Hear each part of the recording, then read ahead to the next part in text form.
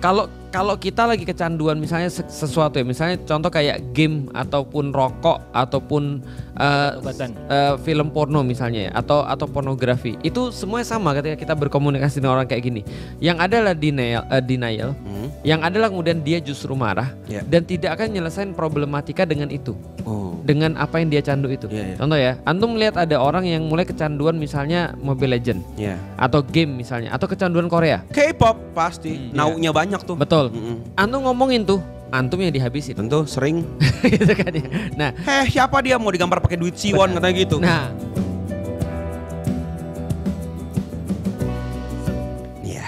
kita baca. Yeay. Bismillah. Halo. Proklamasi. Aku syahwat. Aku akhwat. Parah. Aku mau cerita. Iya, soalnya Ikhwan itu kalau sama Ahwat, kalau sudah Ikhwan ya, itu anti. Kalau sama Ikhwan lagi baru anta. Respect saat bener. Enggak jelasin gimana maksudnya. Udah. Maksudnya gimana? Ya, Ikhwan anti, ke akhwat anti. Iya. Kalau ke ikhwan anta. Oh, ya. Udah. Jokesnya pesantren. Ente masih ada jokes lain nggak nih? Aku mau cerita singkat perihal duniaku. Aku bingung karena agak asing aku sama hidup aku sekarang. Agak asing? Agak asing. Oke, kenapa ciu? Karena dulu aku mungkin pernah ada di fase ini pas zaman SD, tapi terlihat aku baik-baik aja. Dan zaman itu juga aku terpapar untuk pertama kalinya video yang nggak pantas. Tahu kan? Oh ya. Video yang nggak pantas. Ya. Gimana? Dia waktu SD terpapar video yang tidak pantas. Iya. Tapi teman-teman udah tahu kan maksudnya video yang tidak pantas kan? Seperti konstitusi dirubah. Tapi semenjak aku masuk pondok, kalau liburan nggak ada tuh kepikiran buat nonton itu lagi. Tapi tiba-tiba trigger muncul pas aku pengabdian. Ada pengabdian ya. Setelah 6 tahun masih ada pengabdian setahun. Oh, di hari itu aku nggak tahu kenapa aku mau nonton. Kayak pengen aja, nggak ada alasan tertentu atau alasan spesifiknya kenapa nonton video itu. Dan cewek ya? Oh ya. Aku akhwat. Ya, oke. Dan sampai sekarang kalau lagi gabut karena nggak ada kerjaan, pengen nonton videonya. Sempat ada 3-4 bulanan nggak ada nonton video itu. Alhamdulillah perasaan tenang dan tentram. Tapi balik lagi nggak tahu trigger apa yang datang tiba-tiba pengen nonton aja. Jadi ya sudah, dan sekarang aku nggak nyaman sama hal itu karena buat apa? Nggak ada faedahnya buat aku dan hubungan aku sama Sang Pencipta pun menjadi terhambat. Aku jadi malas sholat yang literally nggak sama sekali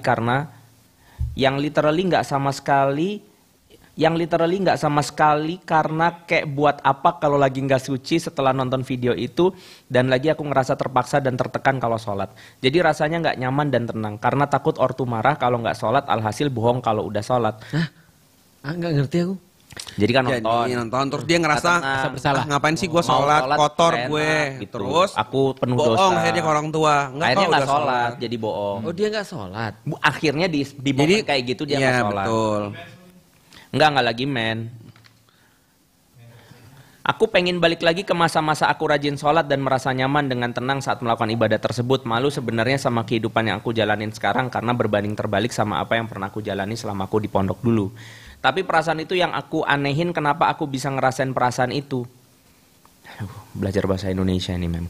Tapi perasaan itu yang aku anehin, kenapa aku bisa ngerasain perasaan itu. Kok lu lulus sih lulu? Sebenarnya ceritanya sama kayak di kolom pertanyaan, tapi yang ini lebih detail aja. Alhamdulillah mungkin itu dulu cerita yang aku mau sampaikan karena nggak tahu harus pertanyaan mana sih? Makasih ya, syukron. Ya syukron. Dah. Afwan. Bener, aku nggak ada tambah nggak ada kurang tuh. Ya, coba menjawab aku baca. Ini kalau aku baca, aku dengar tadi ya, masalahnya itu kan cuma satu, merembet ke hal yang lain, yaitu menonton video yang tidak pantas itu. Tentang paman itu ya, bukan? Ya tergantung sih, kadang paman, kadang kakek, kadang. Betul banget sih. Artinya kenapa itu nggak dihilangin aja bagian itunya? Kan efek berikutnya kan apanya itunya? Apanya? Ya aktivitas menonton yang tidak pantas tadi. Oh, dihilangkan. Ya kan dia lagi nyari tanya solusinya makanya. Baru di laundry tadi udah kena kopi tadi. Untung yang numpahin yang pemiliknya. Jadi gitu sih menurutku, di switch dengan kegiatan yang lain kan masih banyak kegiatan ya. Iya. Tontonan pun masih banyak tontonan gitu. Yang pantas. Mau nonton gitu. Itu sih. Sama. Belajar Ya, main musik selain lah. tontonan yang yang tidak pantas, ada tontonan yang tidak panas. Ya. Udah mulai lucu.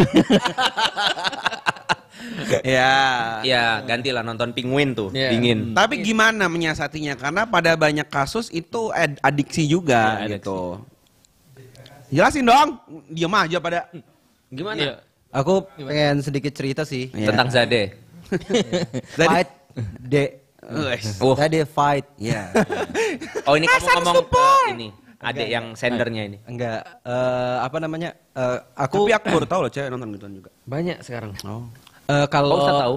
kalau dari aku, jadi kan kalau ngelihat masalahnya balik lagi sebenarnya ke Gorizah ya, ke Gorizah Nau gitu kan. Dan Islam kan punya solusi, yaitu kayak solusinya adalah ya nikah. Tapi masalahnya nikah ini kan bukan sekedar pantas buat hanya pantas sama orang-orang yang memang sudah siap dalam pernikahan itu gitu kan. Jadi mungkin solusi awalnya bukan nikah dulu nih. Betul.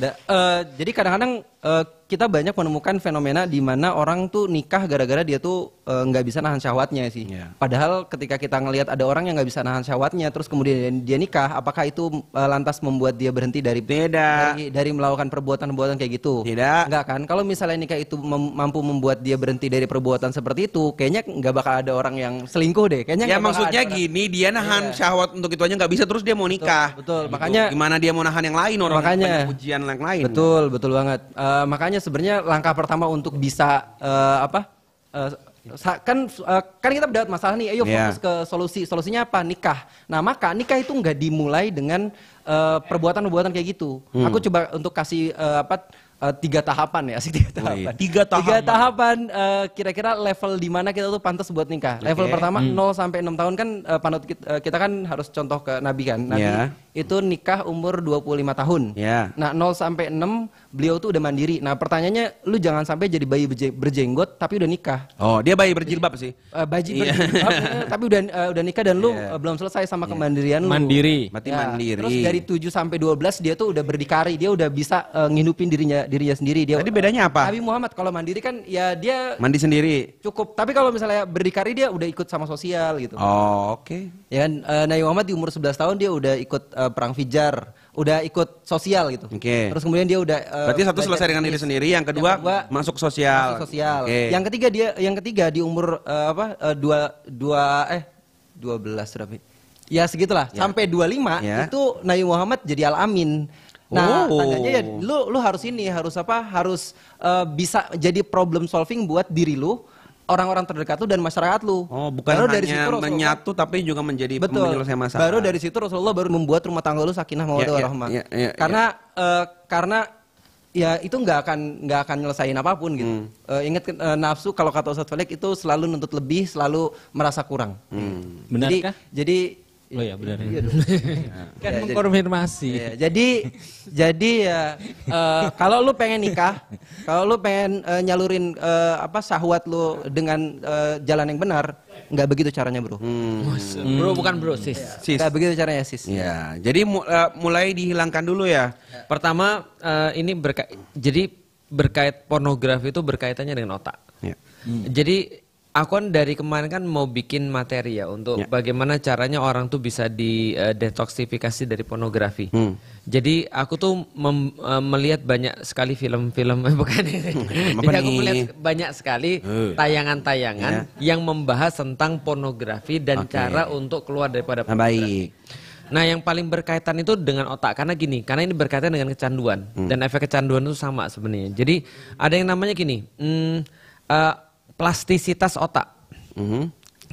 Kelenturan. Plastisitas. Ya, jadi plastisitas otak itu plastisitas sel-sel saraf yang kemudian dia itu bisa berubah bentuk. Ya. Dan yang mengendalikan otak ini kan salah satu kan adalah hormon yang namanya dopamin. Ya.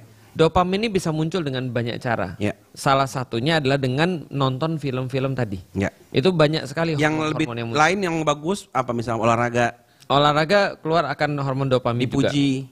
dipuji, punya pencapaian. Oh, berprestasi. Setelah kita itiba itu kita muncul hormon-hormon yang tadi dopamin. Kayak aku lagi di panggung terus benar dapat respon positif. Iya, itu dopamin, dipuji orang dan segala macam. Nah, problematikanya adalah ketika dia itu sudah nonton film porno, itu otaknya berubah. Jadi berubah secara fisik itu berubah. Oh. Nah, setelah berubah secara fisik itu akan sangat sulit untuk bisa diajak reason. Jadi artinya ngajak ngobrol orang yang lagi kecanduan itu hampir nggak mungkin. Oke. Jadi contoh ya. Tolol tanpa sadar ya. Iya. Jadi contoh kayak gini misalnya ya. Kalau kita lagi kecanduan misalnya sesuatu ya, misalnya contoh kayak game ataupun rokok ataupun film porno misalnya ya, atau pornografi, itu semuanya sama ketika kita berkomunikasi dengan orang kayak gini. Yang adalah denial, yang adalah kemudian dia justru marah dan tidak akan nyelesain problematika dengan itu. Dengan apa yang dia candu itu. Contoh ya, antum melihat ada orang yang mulai kecanduan misalnya Mobile Legend atau game misalnya, atau kecanduan Korea. K-pop pasti, naunya banyak tuh. Betul. Antum ngomongin tuh, antum yang dihabisin. Tentu sering. Gitu kan ya. Nah, siapa dia mau digambar pakai duit Siwon katanya gitu. Nah, kita nggak bilang tentang Korea, nggak bilang tentang game atau apa, karena semua itu bisa membuat candu. Betul. Gitu kan ya. Bahkan kadang-kadang ada orang yang dalam tanda kutip kecanduan dalam hal yang positif gitu juga menunjukkan hal-hal yang sama gitu kan ya. Nah, maka sebenarnya yang harus kita pelajari adalah bagaimana cara dia untuk memutus daripada ini semua. Nah, maka kalau tadi kasusnya Sender, ini aku yakin bukannya dialami oleh Sender. Maka tadi kita langsung nyari data kan ya. Ternyata 33% penikmat pornografi perempuan. Iya serius. 33. Ya, aku bahkan menemukan data yang lebih tinggi. Karena yang aku temukan sekarang itu seiring dengan kenaikan perempuan dalam dunia internet itu sekitar dari tahun 2007 kan orang bilang dunia sudah jadi dunianya perempuan. Sudah jadi dunianya mereka internet itu. Maka sebenarnya konsumsi mereka terhadap pornografi itu lebih besar daripada kita. Nah, maka kalau kita mau mutus ini, nah ini caranya seperti apa? Itu sama seperti detox terhadap segala sesuatu kecanduan. Nah, itu adalah apa? Yaitu sebenarnya mereka membuat satu kondisi di mana mereka nggak bisa akses itu. Nice, kondisi di mana mereka nggak bisa akses itu. Itu mirip kayak solusi yang Ustaz mengalihkan juga. Betul. Kayak gitu. Itu yang pertama. Yang kedua, kita harus tahu bahwasannya yang namanya kecanduan tuh nggak bisa hilang. Dia cuma bisa ditimpa. Dengan kecanduan yang lain. Nah, maka kita sadar nggak sih sholat nggak juga gitu kan ya. Rasanya kita juga yang sudah ngaji juga nggak pernah kecanduan. Makanya tadi ada yang ngomong tuh nggak mungkin orang rajin sholat kecanduan pornografi. Betul. Nggak juga. Tapi ternyata ada hubungannya gini. Ternyata ada beberapa orang-orang barat, kita nggak usah bicara agama dulu ya, yang mereka itu ternyata bisa untuk menghentikan kecanduannya terhadap pornografi ketika mereka olahraga. Dan mereka berhasil menemukan hubungan selama ini ternyata yang menghambatku itu adalah pornografi itu. Sehingga aku nggak bisa mencapai segala sesuatu yang lain. Jadi ini adalah take it or leave it. Kalau seandainya kita kemudian benar-benar mau untuk serius dalam hidup kita, maka kemudian ketika dia langsung olahraga, lalu kemudian itu berubah, dia jadi tahu. Atau dia langsung kemudian membaca buku, dia dapat apresiasi, dia bisa menghilangkan dunia itu tadi. Karena ternyata setelah diteliti ya, berapa banyak orang nonton pornografi karena dia lagi nafsu. Ternyata itu masih di bawah iseng. Iya, betul tadi. Pasti jadi gitu. Ada waktu luang. Kosong, nggak ada ngapain, dia nonton film porno. Itu problematikanya. Nah, berarti pertama adalah putusin dulu dengan cara apa kepada trigger-triggernya. Yang kedua adalah cari aktivitas-aktivitas pengganti. Walaupun sekedar cuma ngumpul sama orang-orang. Makanya kan Gus Baha pernah cerita kan. Ketika dia cerita tentang ada ustadz yang mengkritik orang-orang yang malam-malam keluar rumah terus kongko-kongko sampai pagi. Dia bilang hati-hati, jangan kita langsung kritik. Karena bisa jadi orang itu lagi benar-benar serius untuk meninggalkan keburukannya dia. Jadi dengan cara apa? Dia tahu namanya habits kan punya pola. Polanya kalau lagi luang, istrinya udah tidur misalnya. Atau dia ketika nggak punya istri, dia abis dari sekolah dan segala macam. Malam-malam dia lagi mau lihat film porno. Ini ada polanya tuh. Nah, malam-malam tuh dia cari teman-temannya. Ngajak ngobrol sampai pagi. Ada kegiatan. Begitu ngantuk dia tidur. Itu berpahala. Dan obrolannya kan kadang-kadang kan banyak yang positif juga. Tentang akhir zaman. Konspirasi dunia. Artinya UFO ada atau tidak. Dia dapat pahala bukan karena melakukan kebaikan. Tapi karena meninggalkan keburukan. Oh, aku waktu dengar itu tuh tersanjung banget. Jadi ternyata kita sering judging orang padahal sebenarnya dia lagi struggle ya. Lagi untuk keluar struggle. Itu. Makanya jadi kongko-kongko malam-malam yang penting kan gak maksiat kan. Betul. Ada tadi bilang di anime juga ada wah banyak. Jadi aku cuma mau bilang ke teman-teman ya. Ini karena dulu pernah ada kasusnya waktu Blackpink itu dia jadi BA-nya Shopee. Nah terus kan ada Bunda siapa namanya yang aktivis Palestina juga. Oh ya Bunda. Bunda Maimon Herawati. Iya. Itu dia bikin petisi menolak iklan itu tayang di jam anak-anak karena itu jam sore. Malah dia langsung dibuat suruh pergi dari Indonesia. Petisi kalau dari Indonesia kan. Yang menariknya ada wawancaranya kepada orang-orang, lihat deh video Blackpink yang ini. Menurut kalian gimana? Dia bilang biasa aja sih, tapi ada yang bilang ini seksi banget lah. Ya maksudnya itu kan tergantung kebiasaan ya. Di sana kan biasa aja. Ya salah orang tuanya. Aku cuma bilang teman-teman, kayak Hawa tadi bilang, langkah-langkah setan itu kecil. Yes, masih ingat nggak pertama kali? Nggak tahu sih sekarang zaman ini ya. Dulu aku ingat banget, kita tuh kan bertanya-tanya kenapa sih setiap film Titanic diputar di rumah, tiba-tiba di pause. Anak-anak keluar dari rumah, keluar. Itu ditutup, terus kayak 5 menit kemudian masuk lagi. Apa tuh yang di skip? Kita nggak pernah tahu, ya kan ya. Begitu suatu hari kita nggak terpapar sama begitu. Tiba-tiba kita nonton ada adegan orang pegangan tangan. Duduk. Tiba-tiba kita nonton ada orang pelukan. Duduk. Nonton yang pegangan tangan udah biasa aja. Terusin aja. Cipokan. Lama-lama pelukan biasa aja. Terusin aja. Dan itu maksudnya jangan kita tuh ngebiasain kayak ini kan cuma adegan ini. Itu kalau diterusin akan berujung pada yang tadi pornografi tadi gitu. Itu aja sih maksudnya jangan menyepelekan lah gitu. Mungkin dia bersembunyi di balik anime, bersembunyi di balik apa. Kayak gitu-gitu mending skip aja gitu. Iya. Artinya tadi anime juga banyak kan ya. Dan kita tahu orang-orang tuh berusaha untuk melakukan segala macam. Ini yang terakhir ini ada film tentang queer yang dikeluarkan. Kan kita tahu ya Disney pada tahun 2022 itu mereka sudah bersumpah dalam tanda kutip declare akan memasukkan 50% di seluruh film-filmnya 50% akan dimasukkan tokoh-tokoh LGBT Q gitu kan ya. Ternyata in the end of 2022 itu ternyata bukan 50%, bahkan sudah 80%. Dan setiap series itu berusaha dimasukkan LGBTQ juga. Itu Amerika udah bersepakat. Artinya ini memang tadi yang kita bahas itu yang bisa kita lakukan. Nah kalau kita mau lebih tinggi lagi ya memang harus ada yang memfilter. Nah yang memfilter siapa? Ya siapa lagi kalau bukan negara. Itu yang memfilter. Gitu loh. Nah sayangnya sekarang kita belum sampai di titik itu. Betul. Yang bisa negara lakukan kemarin ya bagi-bagi kondom. Iya. Artinya dia memfilternya tuh adalah setelah. Dan aku pernah protes. Itu pernah banget sekitar tahun 2013 atau 2012 aku nggak salah. Itu justru kemudian diadakan sex education, diadakan dengan cara bagi kondom. Itu kan goblok. Iya benar. Terus ketika ditanya apa mereka jawab? Mereka jawab begini, ya setidaknya ketika mereka melakukan hubungan mereka pakai kondom. Aku bilang otakmu di mana? Itu kan ya. Itu artinya dia nggak punya otak. Maksudnya gini, ya udah gak apa-apa otaknya rusak dulu anak-anak ini. Kalau rusak setidaknya mereka nggak melakukan kerusakan lebih jauh. Betul. Maksudnya kan lu tuh cukup punya kekuatan untuk mencegah tidak sampai rusak otak anak-anak ini. Problemnya itu sponsor daripada pendidikan seksual yang gaya model begini adalah perusahaan kondom. Ini kan problematika. Nah inilah kemudian aku pikir sebenarnya siapa sih yang lebih mencintai Indonesia, gitu kan ya. Artinya orang-orang yang mohon maaf ya, yang jadi pejabat ini nggak pernah lo bahas yang kayak gini secara serius. Benar. Dan akhirnya, karena mereka penikmat kali. Bisa jadi, gitu kan ya.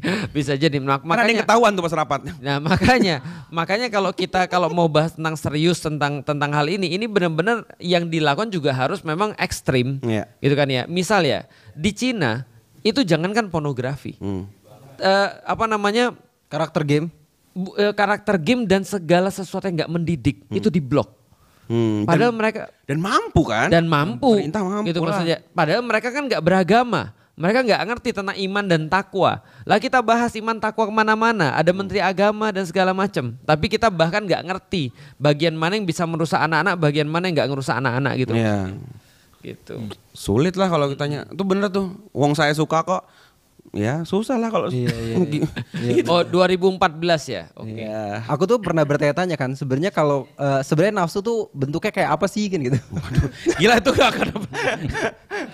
Ternyata ada yang pernah bertanya selain dia? Nggak pernah. Bentuknya kayak apa? Pertanyaan bodoh sih sebenarnya. Cuman nggak bodoh. Kamu pinter ya. Tadi yang nggak punya otak yang tadi. Kamu ada dikit. Banyak. Itu sangat mendasar itu, sangat filosofis. Filosofis sekali. Nafsu itu bentuknya terus. Iya, izin. Nemu jawabannya nggak? Iya, ternyata nafsu itu bentuknya adalah sebuah hormon. Yang tadi Ustadz Felix bilang, hormonnya namanya hormon dopamin. Jadi ternyata Astagfirullah. Oke. Akhi, nafsu itu adalah titipan dari Allah. Yeah. Jangan hormon apa itu cara mengkufurkan Anda. Soalnya aku pernah ngelihat ini satu film dokumenter judulnya apa ya? The Molecule of More kalangan Daniel Lieberman. Di situ ngomongin tentang satu molekul namanya dopamin. Itu satu video dokumenter itu ngomongin cuman tentang dopamin aja. Bagaimana dopamin itu mempengaruhi politik, mempengaruhi psikopat seseorang, mempengaruhi kejahatan seseorang. Jadi ternyata dopamin itu punya satu sifat namanya more, pengen lagi dan lagi gitu. Jadi kalau misalnya kita dapat sesuatu yang pengen lagi, nah itu adalah efek dari dopamin gitu. Dan ternyata efek dari dopamin yang paling tinggi itu ditemukan ada bukan hanya pada pornografi, tapi yang paling parah adalah pada narkotika. Jadi ternyata narkotika kayak misalnya sabu atau enggak sabu atau heroin. Ya, narkotika tahu kok kami, nggak usah diperjelaskan. Itu ternyata bisa memicu dopamin itu 40 kali lebih nikmat dibandingkan berhubungan seks. Makanya kenapa kalau kita ngelihat kayak kok ada ya orang sebegitu tololnya gitu, sebegitu gobloknya gitu ya, mau dia tuh membuat rumah tangganya hancur, membuat miskin kedua orang tuanya hanya untuk satu zat kimia namanya heroin. Ternyata heroin itu memang segila itu. Apanya heroik gitu? Memicu jadi dia memicu molecule of more itu, si dopamin itu banjir ke otaknya. Jadi 40 kali rasanya lebih nikmat dibandingkan berhubungan seksual dan perasaannya itu seperti terbang dan diiringi dipeluk oleh orang yang paling dia sayang. Nah, makanya ada film namanya film tentang band. Namanya The Dirt. Di situ diceritain tentang satu vokalis band yang dia tuh kecanduan narkotika. Dan dia bilang katanya saya menemukan orang yang sangat-sangat yang sudah hilang dari saya sejak dulu. Saya menemukan seorang ibu dan ibu saya namanya adalah heroin. Karena itu bisa membuat. Karena dia buat dia matinya overdosis. Jadi aku ngerasa kayak ternyata nafsu itu berbentuk satu molekul yang namanya dopamin. Jadi kalau kita nggak bisa ngendalin dopamin kita, maka kita akan dikendalikan oleh dopamin. Jadi kalau misalnya orang sudah menikmati 40 kali lipat rasa kenikmatan itu, dia mendapatkan 1 kali lipat adalah stres buat dia. Kurang dia. Makanya kalau misalnya ada orang yang sudah kecanduan sama pornografi, itu dia pasti ketika ngelihat istrinya itu pasti sangat-sangat jelek gitu. Jadi nggak ada. Kalau kamu nggak bisa ngendaliin diri kamu terhadap film-film kayak gitu, kamu akan berada di satu titik di mana hidup kamu hancur karena kamu tandanya ngikutin molecule of more, ngikutin nafsu kamu. Itu baru dopamin loh, belum oksitosin, belum endorfin, belum serotonin. Banyak banget ya. Ada juga itu di situ herosin, parah itu. Itu mah bedak ya, bedak. Kenapa pakai herosin? Tapi itu perih loh kalau disedot juga. Tapi aku bangga banget ya lihat Hawa tuh bisa melihat dunia dari film tuh loh. Maksudnya kan orang kan harus nyoba dulu kan. Ada yang kayak terjun dulu, dia tuh bisa dia cukup nonton aja tuh dia bisa tahu banyak. Jadi itu namanya perspektif, sudut pandang. Jadi untuk tahu tuh nggak harus jadi orang bandel dulu guys, ya. Hawa tuh bisa ngomong heroin segala macam. Luar biasa. Bisa ngomongin apa tadi? Herosin apa tadi? Hawa ngaji di mana sih? Netflix lah. Dan uniknya ternyata kita tuh semua setiap hari kecanduan. Salah satu kecanduan kita sama ini nih. Itu benar. Itu benar. Dan sejak nonton film The Social Network Social Dilemma itu, aku kan pernah kayak detox berapa hari nggak mau pegang HP itu saking kayak merinding banget. Alhamdulillah sekarang tuh udah ngerasa jadi kayak scroll berapa lama tuh udah tahu kayak ini udah kenapa nih udah nggak normal nih, udah mencari sesuatu yang nggak perlu kayak ngapain sih scroll dari tadi, ngapain kalau kita sudah scrolling dan kita lupa awalnya kita mau ngapain, itu berarti sudah kecanduan. Betul, itu yang terjadi. Jadi aku tanpa alasan ya. Aku langsung kayak gini, kemarin aja sampai istriku nanya, HP mana? Aku bilang aku tinggal di studio. Karena kalau aku bawa, aku dikit-dikit lagi main sama anak, lihat HP udah mending ditinggal aja. Benar. Ya betul. Iya, awalnya nge-slow, terus nge-scroll, terus terakhir nge-fly. Iya. Pas, respect. Iya benar.